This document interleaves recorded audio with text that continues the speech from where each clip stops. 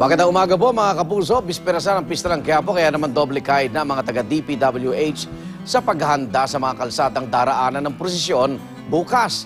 At may live report po si Dante Perello. Dante, kamusta na yung pag-aayos na yan? Yes, Igan, puspusan na nga yung sinasagawang pagsasaayos ng mga taga DPWH sa mga kalsadang daraanan ng prosesyon ng Itim na Nazareno sa araw ng kapistahan nito sa darating na Biyernes.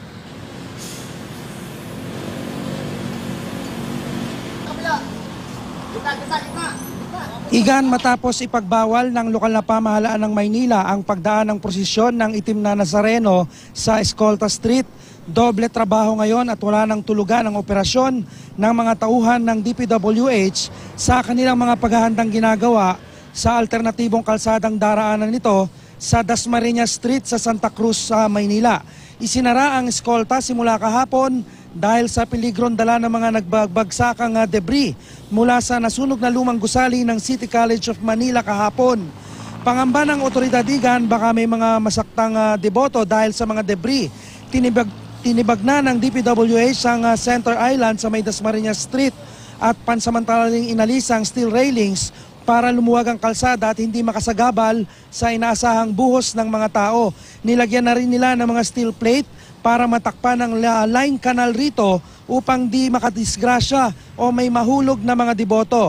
Tinambakan at inispalto na rin ang mga di pantay at butas sa kalsada para sa mabilis na usad ng andas. Sa may Padre Burgos Street naman, Igan, ay inayos at sinimento na rin ang mga sirang manhole para wala nang maaksidente. 24 oras na raw ang gagawing trabaho ng DPWH para matapos ang lahat ng dapat ayusin bago ang prosesyon ng Itim na Nazareno bukas ng umaga. Narito ang kanilang pahayag. Yung mga katulad po ng mga open manhole, saka malalalim po na ng road, lalagyan po namin ng asfalto, pantay. Saka yung mga katulad niyan, mga butas na kanal, para safetyness po ng mga tao.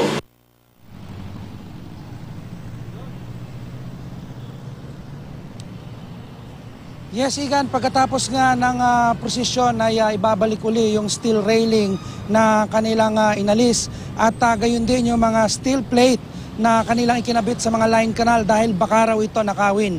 At yan ang unang balita mula pa rin dito sa Maynila. Balik sa iyo, Igan. Maraming salamat, Dante Perello.